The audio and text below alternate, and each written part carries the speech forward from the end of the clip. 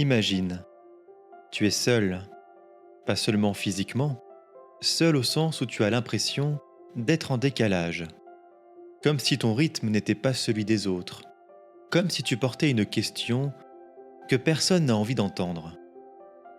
Et la solitude devient étrange. Elle peut t'écraser ou te rendre plus vivant. Alors aujourd'hui, on mène l'enquête. Pourquoi la solitude détruit parfois et pourquoi parfois elle construit. Et on va prendre un penseur qui ne caresse pas dans le sens du poil. Je parle bien sûr de Nietzsche. Chez Nietzsche, la solitude n'est pas un décor triste. C'est une épreuve.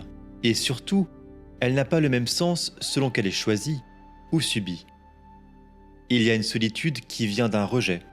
Tu n'es pas compris, pas désiré, pas attendu. Et là, la solitude ressemble à une condamnation. Et puis, il y a une solitude qui ressemble à une décision. Tu t'éloignes pour ne plus mentir, pour ne plus jouer, pour ne plus te diluer. Nietzsche dirait, il y a une solitude qui est un manque, et une solitude qui est une condition. Condition de quoi, me diras-tu? De devenir quelqu'un. Nietzsche a une méfiance profonde envers ce qu'il appelle le troupeau. Pas les gens au sens méprisant, mais la force du groupe qui te pousse à être acceptable, normal, prévisible. Et ça, c'est très concret. Tu le vois notamment quand tu ravales une pensée, pour éviter d'être jugé. Tu simplifies ce que tu ressens pour ne pas déranger. Tu changes de ton, de style, de désir, pour rester intégré. Dans ces moments-là, tu n'es pas avec les autres. Tu es en train de te retirer de toi-même. Et c'est là que naît une solitude paradoxale. Être entouré, mais absent.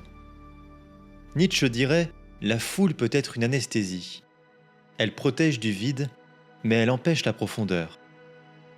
Et pourtant, Nietzsche ne glorifie pas une solitude triste. Il parle d'une solitude comme d'un atelier, un lieu où quelque chose se forme. Concrètement, ça ressemble à quoi? Ça ressemble à ce moment où tu coupes le bruit, où tu n'as plus à jouer un rôle, où tu peux enfin penser jusqu'au bout, écrire sans plaire, lire sans te justifier, revenir à ce que tu veux vraiment. La solitude ici n'est pas un vide, c'est un espace. Un espace où tu entends ce que la foule couvre. Mais Nietzsche prévient, cet espace est dangereux. Parce que dans le silence, tu rencontres aussi tes démons. La peur, le doute, l'angoisse et le ressentiment. Et là, j'en veux pour exemple le Horla de Maupassant. Dans le Horla, la solitude ne devient pas un atelier. Elle devient une chambre d'écho. Le narrateur s'enferme, et plus il s'enferme, plus il se déforme. Il n'a plus de regard extérieur, plus de contrepoids, plus de monde. Et son esprit tourne sur lui-même. Il interprète tout, il s'inquiète de tout, il se persécute avec ses propres pensées. Ça, c'est la solitude qui détruit. Pas parce qu'on est seul, mais parce qu'on n'a plus de point d'appui, plus de réalité partagée, et donc plus de limites. Nietzsche dirait, la solitude sans force devient maladie. La solitude sans création devient rumination. Alors qu'est-ce qu'on fait?